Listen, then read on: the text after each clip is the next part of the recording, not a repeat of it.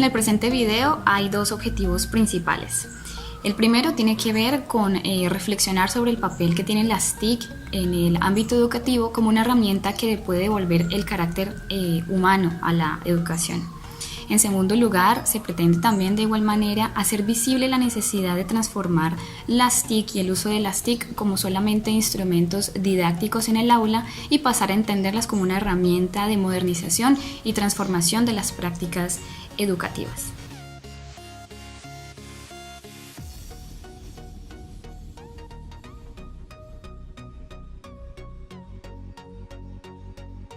El avance y enriquecimiento de una sociedad se basa en gran medida en el desarrollo educativo de sus ciudadanos. Sin embargo, esta evolución de los sistemas económicos y tecnológicos parece haber dejado de lado al sistema educativo como parte de ese gran engranaje que debe garantizar la prosperidad de la sociedad. Para que esto ocurra, debe entenderse que todos los sistemas están obligados a complementarse para que ninguno de ellos, de ninguna manera, detenga el desarrollo y el progreso de la nación. El implemento de las TIC en la educación no podía ser un tema aislado. Es aquí donde se conjugan varios aspectos importantes que dan cuenta de la imperiosa necesidad de poner a todos ellos en la misma frecuencia, de tal manera que el ámbito político, económico, social y cultural y educativo se apoyen unos a otros.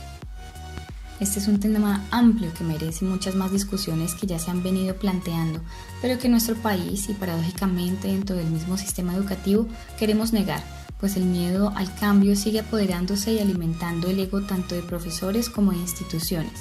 Y es por esto que entramos en una contradicción que de alguna manera el implemento de las nuevas tecnologías en la educación intenta resolver. Estamos ante una educación del siglo XIX con profesores del siglo XX y estudiantes del siglo XXI.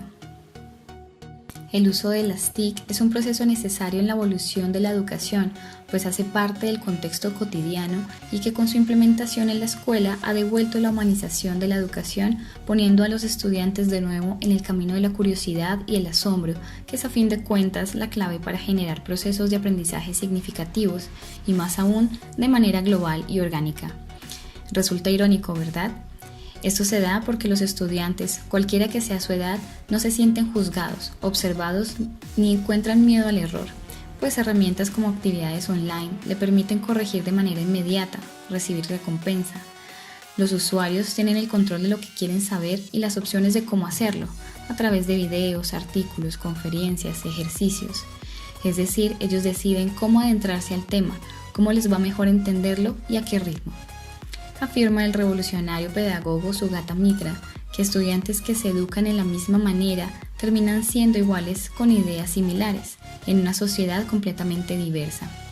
Puede que esto resulte el talón de Aquiles en nuestro sistema educativo actual, ya que estamos obligados a entender la diversidad sin prepararnos para ello, porque negamos que también somos diversos en el aula, en nuestro proceso, en nuestros tiempos. La implementación de las TIC brinda esa oportunidad de dar diversidad en los procesos y de encontrar los propios ritmos de trabajo, de aprendizaje, de evaluación. Esta resulta siendo una actitud política casi anárquica, si se quiere, donde los estudiantes no son mandados por nadie, nadie asume el rol de jefe, sino que se comprende la inteligencia y la capacidad de todos los que participan en el proceso educativo.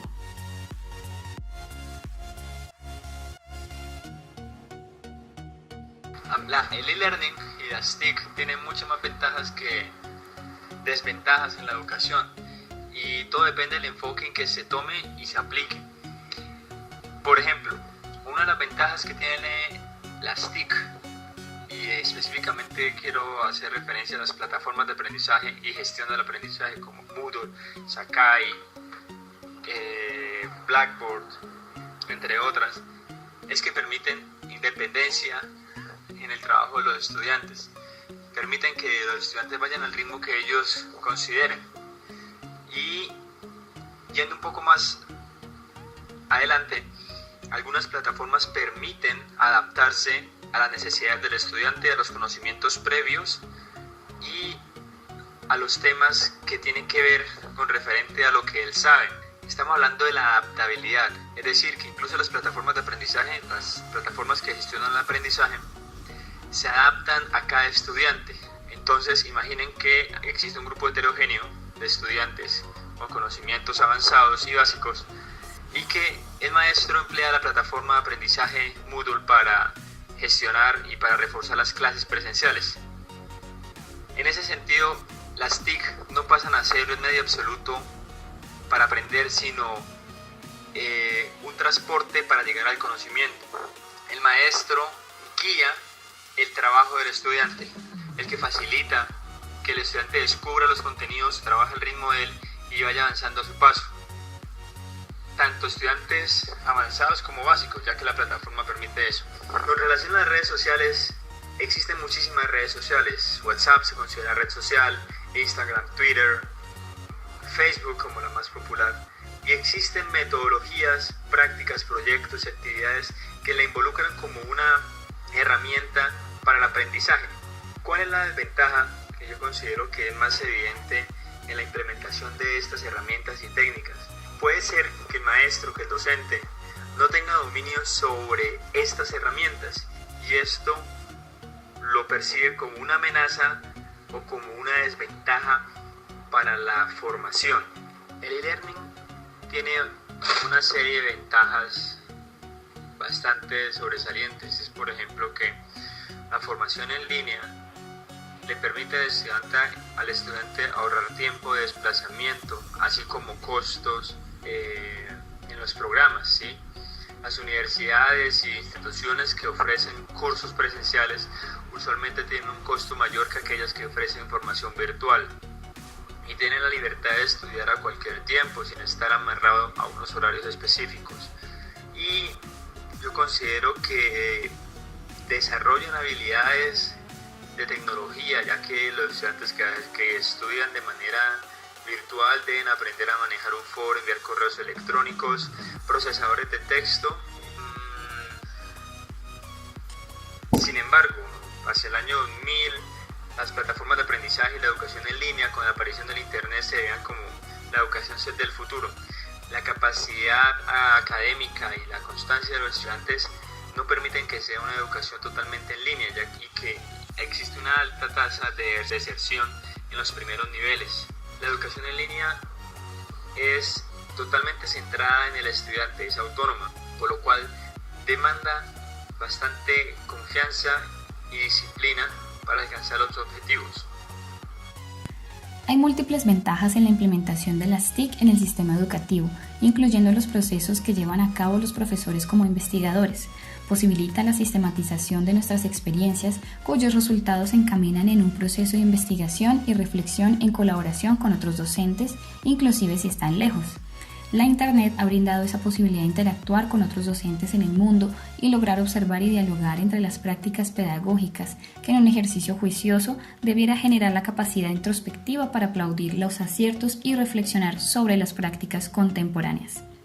Estamos en una sociedad donde la información circula casi de forma saturada por muchos medios y parece que nuestros aprendices viven en un mundo contradictoriamente desinformado, aun cuando la ley sentencia que es un derecho de todos recibir información veraz.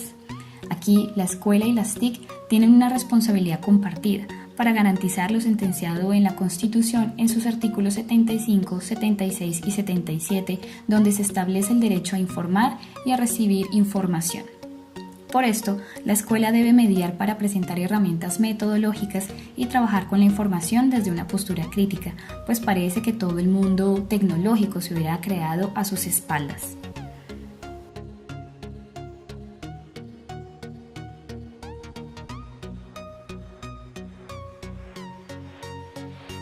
Con esta afirmación, Mita, en su charla Build a School in the Cloud, propone usar las TIC para crear Self-Organized Learning Environments, donde las habilidades de los estudiantes se descubren y fortalecen en el trabajo colectivo. El liderazgo, la curiosidad, el trabajo en equipo, la argumentación, la socialización, pero sobre todo la falta de instrucciones por parte de un profesor permite a estos estudiantes organizarse de tal manera que pueden llegar a la comprensión de un tema propuesto a través de la exploración de herramientas tecnológicas y acceso a la información, lo que fortalece claramente los procesos de autonomía, responsabilidad y colaboración. La Constitución Política de Colombia promueve el uso de las TIC como herramienta para reducir las brechas económica, social y digital en materia de soluciones informáticas, representada en la proclamación de los principios de justicia, equidad, educación, salud, cultura y transparencia. El proyecto de escuelas radiofónicas fue un claro ejemplo de las apuestas innovadoras e incluyentes en nuestro país, una muestra de que los recursos pueden ser suficientes si hay un real interés y unión por parte de los diferentes sectores para atender las necesidades educativas y culturales. Tanto el gobierno de turno como la iglesia, la radio del pueblo dieron un paso en la misma dirección para garantizar esos principios de equidad y de derecho a la información y a la cultura. Como menciona Thayer, cuando se comprende que el acceso a la información es siempre posible en cualquier parte, el proceso de aprendizaje se vuelve más importante que el contenido. La atención pedagógica se desplaza entonces en función de crear habilidades para comunicarse, colaborar y participar en el desarrollo del conocimiento. La tecnología de la época se usó para brindar la posibilidad de dignificar la vida de muchas personas, así como de explorar las habilidades que estuvieron dormidas hasta entonces y que pudieron potenciar y usar para su vida laboral. Sin embargo, lo más enriquecedor del proceso fue brindarle los espacios de reunión, de comunicación, que invitaban al debate y al empoderamiento. Pero no fue sino hasta el año 1994 el Estado vio la importancia de sentenciar una ley frente a las tecnologías como aliadas para la educación. La Ley 115 de 1994, numeral 13, cita lo siguiente: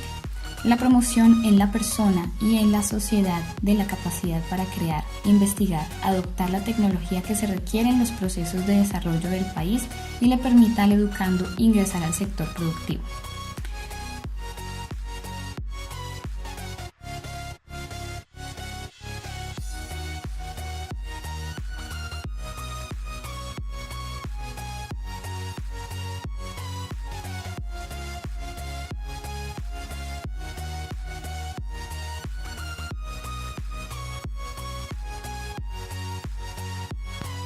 Lo que menciona la ley solo es posible si la brecha de la marginalización se hace más estrecha, tal como ocurrió en la época de las escuelas radiofónicas, en donde varios de los participantes del proyecto se convirtieron en líderes sociales que multiplicaron la herramienta y que posibilitaron la participación de las comunidades sin discriminación, reconociendo al país como una sociedad pluralista y diversa, pero que necesita de la organización de los diferentes sectores para garantizar su educación.